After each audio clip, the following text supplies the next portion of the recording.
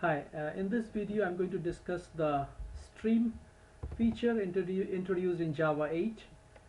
So stream is a sequence of elements that can be created from a collection, and once you get back the sequence of elements, which is a stream, you can run one or more operations on it.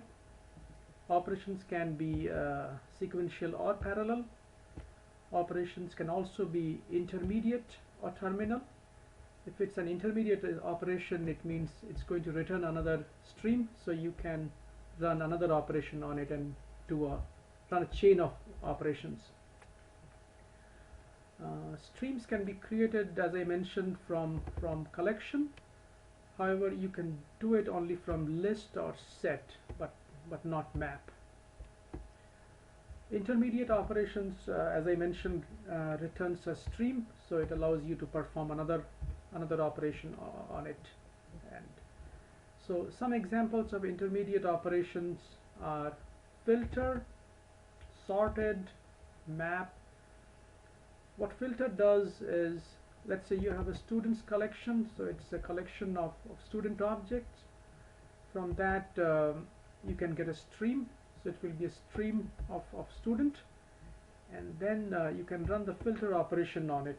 And what the filter does, it's trying to filter the students by their name. It's going to check whether the name starts with S, and then returns a boolean.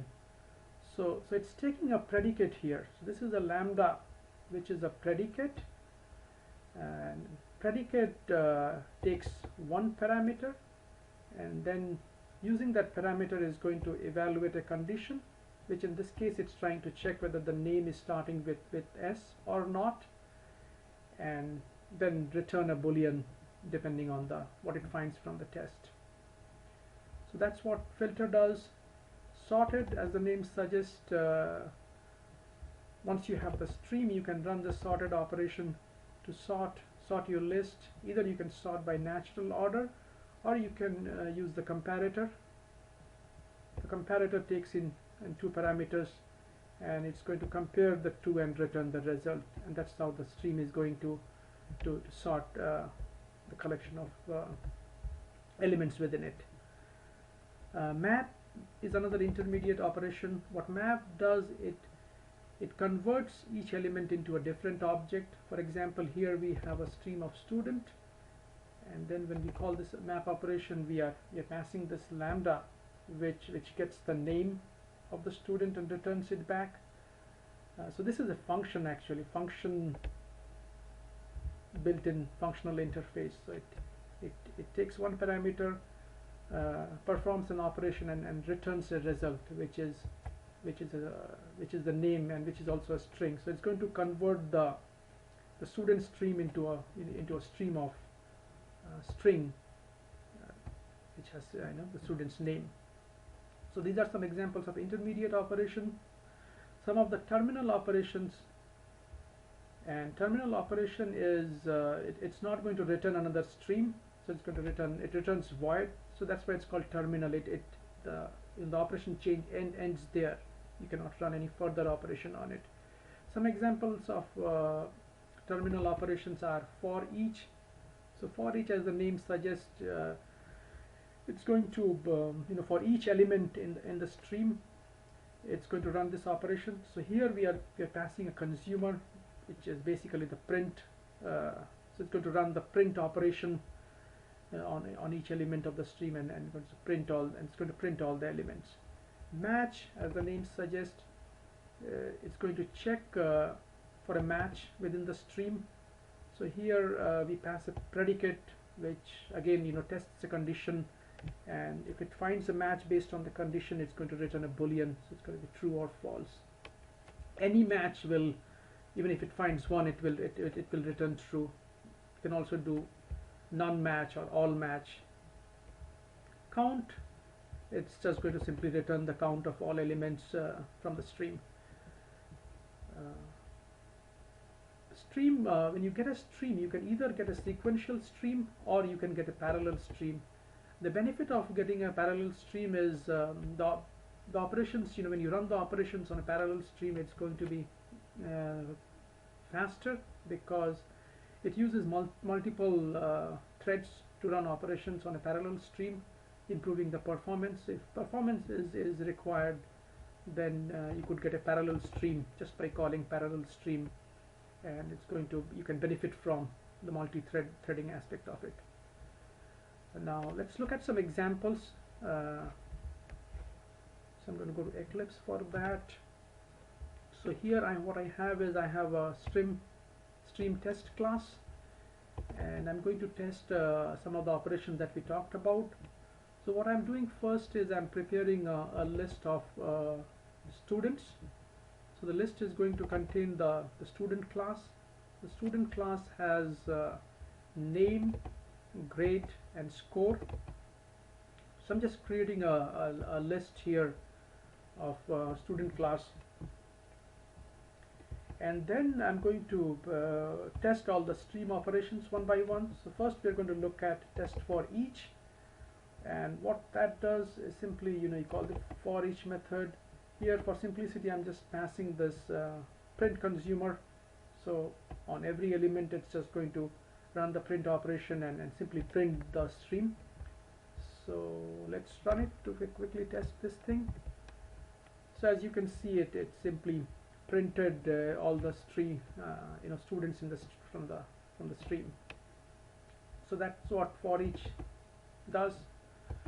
It can take in it can loop through all elements in the stream, and it can perform any operation. Here for simplicity I'm just performing the print operation, but it can be any other consumer. You can perform, you can pass in any lambda which can do any operation. Next, let's look at filter. I'm going to comment this, called the test filter method, and what the filter does, it's taking this predicate, and predicate is, it just takes in one parameter. So this is going to be, it's taking in the student parameter, and then it's checking the condition. So the condition is from the student object, it gets the name, and then it's checking whether the name starts with S, and if that's true, it's going to return true. And then we call this, we chain it, we call the for each operation to print all the students which will be there in the stream after filter operation is run. So here is my full list of students. So from here it should be printing only those that whose name starts with S. So it's going to be this one, and this one. So let's run it to check. So I'm running the filter operation, and I get back as expected, I get back all the students whose name starts with S. So that's what the filter operation does. It takes in a lambda which tests a condition and returns back true, and lets the filter method filter it using this lambda, which is also a predicate built-in interface. So this lambda is an implementation of the predicate built-in interface. Next I'm going to test sorted.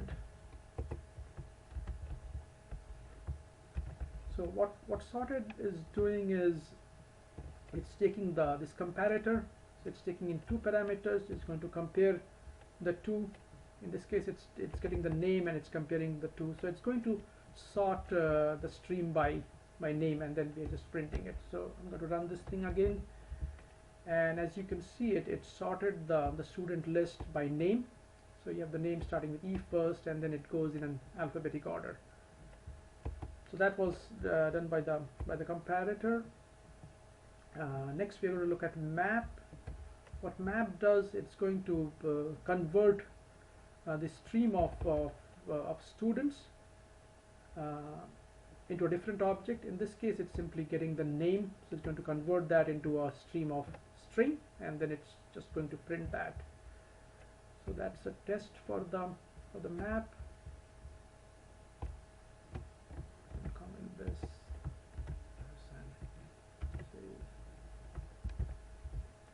So as expected, Now instead of printing the students, it's just printing the student's name. So what map did, it converted the student object stream into a string object stream.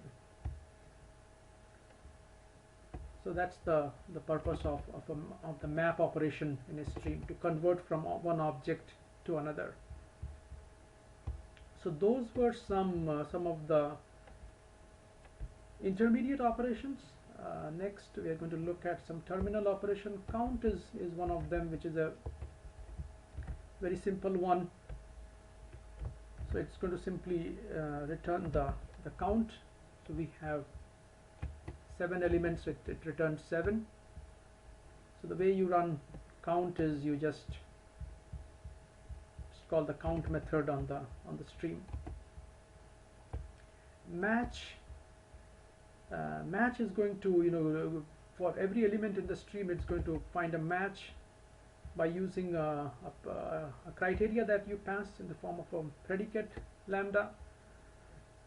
And so you can either do any match, so it's going to return true even if it finds one match, or you can do a all match, which is going to return true only if every element in the stream matches the criteria. Or you could do a none match, which is if it doesn't even find a single matching case. So let's run the match operation.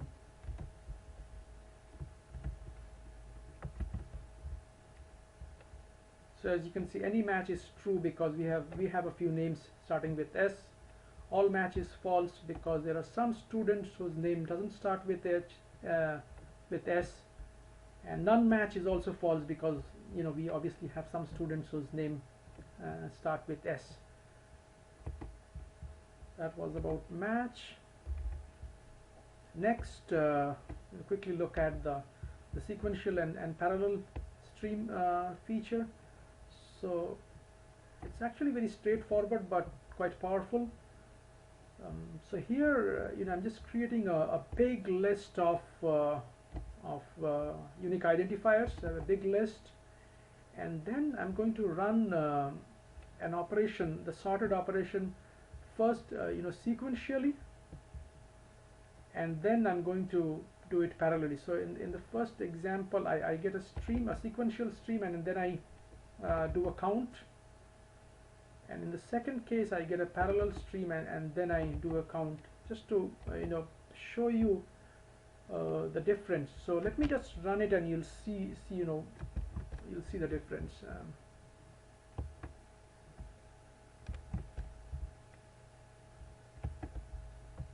Here comes the result from my sequential parallel stream test. So when I ran it for the sequential stream, I sorted it and the count. So it took 945 milliseconds, but the same sorted operation followed by the count, when it was run for the parallel stream, it took only 346 milliseconds.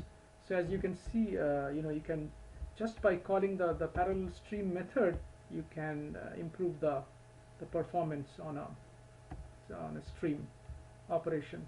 So this comes handy if if you're dealing with a stream containing a lot of elements, and you want to improve the performance. So by using multi-thread, so you can gain without doing much coding, just by calling the parallel stream, and it improves the performance of the operations that are run subsequently on the stream, because they are run concurrently using multiple threads. So that is it about stream. Hope you liked it, and thanks for watching this video about the stream feature in Java 8.